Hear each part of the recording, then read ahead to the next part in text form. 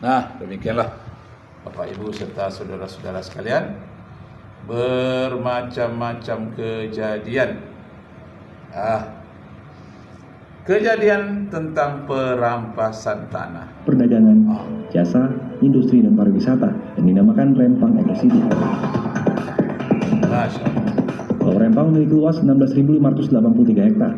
Pulau itu terdiri atas 2 kelurahan, Rempang Cate dan Sembulang, yang masuk dalam wilayah Kecamatan Galang, Kota Batam. Berdasarkan data Badan Pusat Statistik, ada 7.512 jiwa yang tinggal di pulau tersebut. Saya sudah pernah ke Rempang, ke Pulau Galang juga, tapi yang lama saya di Pulau Galang melihat bekas-bekas peninggalan pengungsi Vietnam. Masih ada gerejanya, masih ada gelentengnya, masih ada kuburan-kuburan mereka, peninggalan dari pengungsi Vietnam yang ada di sana. Bahkan perahunya masih ada. Masya Allah. Nah, memang tanah mereka di situ strategis, apalagi sekarang ini. Karena dengan adanya bridge itu Brazil, India, China, Korea Selatan. Nah, termasuk Indonesia. Dengan adanya bridge itu pelabuhan Rempang, pelabuhan Batam akan menjadi pelabuhan dunia internasional. Terutama China, Brazil dan Rusia malah itu akan memanfaatkan. Jadi mungkin berbagilah dengan Singapura, berbagi. Jadi karena berbagi dengan Singapura yang menjadi besar, menjadi pelabuhan antar benua. Nah, jangan sampai lepas kepada pengusaha-pengusaha yang zalim. Rakyat pribumi harus mempertahankan haknya secara wajar. Tentu wajar semua, tidak ada hak dari pribumi yang berlebihan.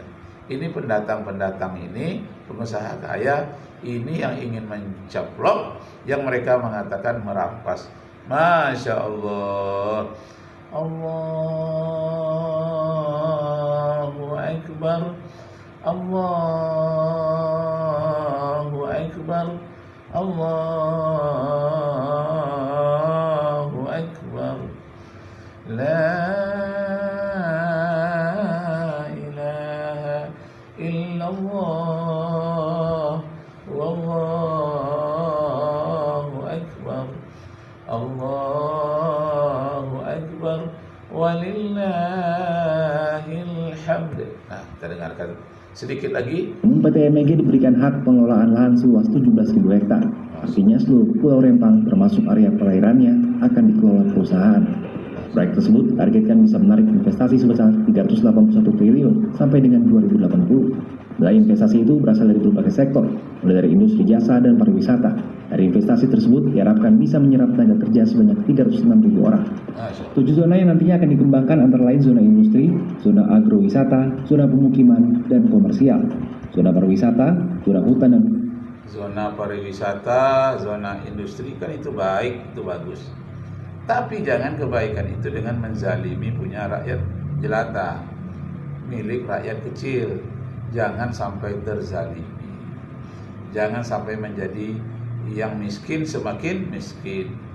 Yang dikatakan yang kaya makin kaya, yang miskin makin miskin. Orang Inggris mengatakan the rich get more richer, the poor get more children. Yang kaya bertambah hartanya, yang miskin bertambah anaknya. Allahu Akbar. Pembangkit listrik tenaga surya, zona marga satwa dan alam, serta zona cagar budaya. Dalam keterangan tertulis, BP Batam mengatakan pengembangan Pulau Rempang diawali dengan investasi produsen kaca terkemuka dari Cina sejak akhir Juli. Perusahaan yang berkomitmen berinvestasi sekitar 175 triliun rupiah itu akan membangun fasilitas hilirisasi pasir kuarsa dan pasir silika, serta ekosistem rantai pasok industri kaca dan kaca panel surya. Pemerintah. Nah, itulah satu sepintas lalu bagaimana rencana-rencana investor yang bekerja sama dengan penguasa, bagaimana memanfaatkan lahan itu. Ada yang menganggapnya sebagai lahan kosong, padahal tidak. Sudah ratusan tahun nenek moyang bangsa Melayu tinggal di sana. Bahkan berbagai suku sekarang ini. Bukan hanya orang Melayu, ada orang Bugis, Flores, Cina juga ada di sana.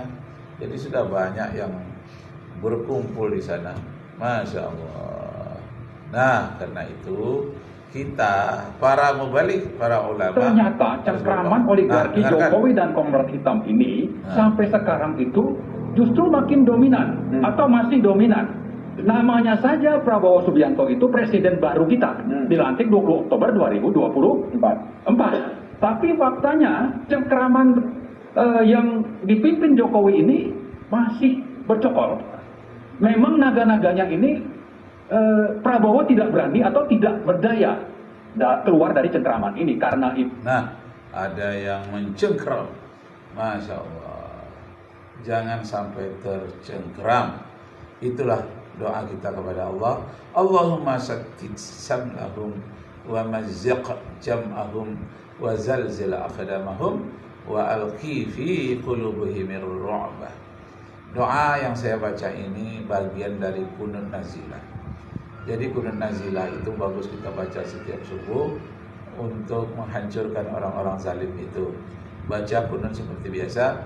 Allahumma hdina fiman hadait wa afina fiman afait wa tawallana fiman tawallait wa barik lana fima a'tait wa qina bi rahmatika syarra ma qadait fa innaka taqdi wa la yuqda 'alaik fa innahu la yadhillu man walait wa la ya'izzu man 'alait tabarakta rabbana wa ta'alait falakal hamdu 'ala ma qadait astaghfiruka wa atubu ilaik. Baca Allahumma sattid samlahum, ya Allah pecah belahkanlah persatuan mereka.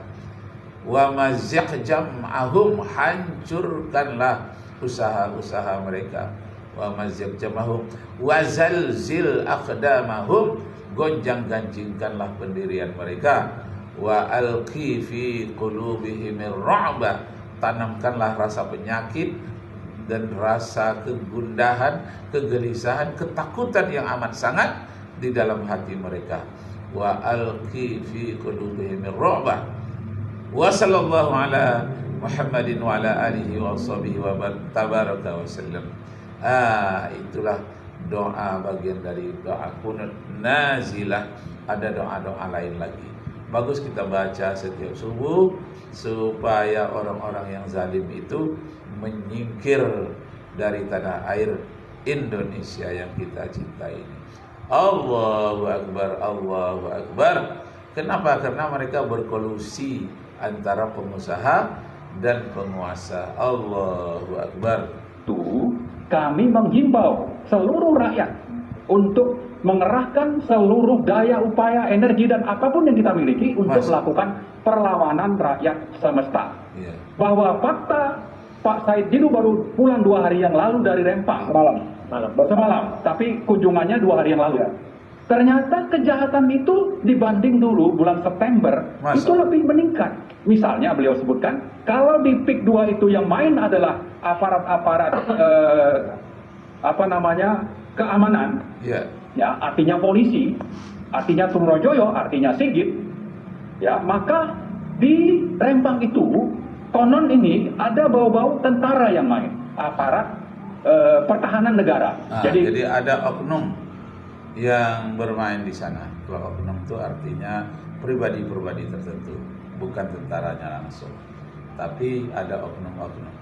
Nah, ada oknum lurah, oknum RT, oknum-oknum lain, pengacara pun ada juga yang membela orang-orang yang zalim itu. Maksudnya oknum pengacara. Ya Allah ya Rabbana.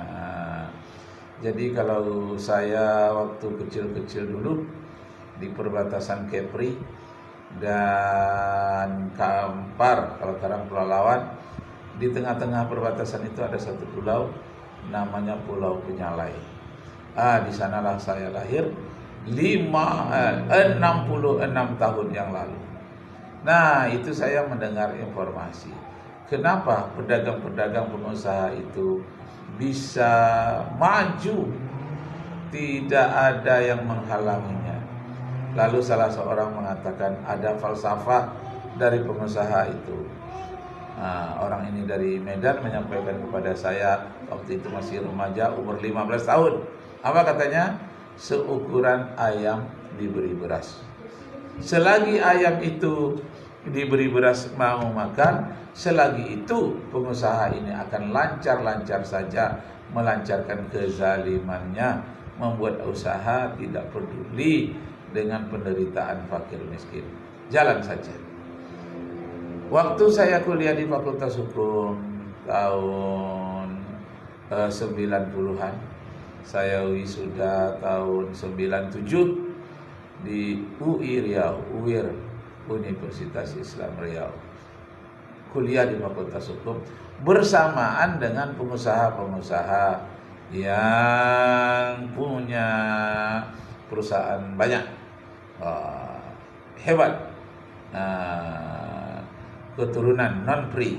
Nah, lalu saya tanya kepadanya, namanya Yuda, saya tanyakan kepadamu, tidak adakah niat di hati kalian itu untuk berbalas jasa kepada orang pribumi yang telah membuat kalian menjadi kaya?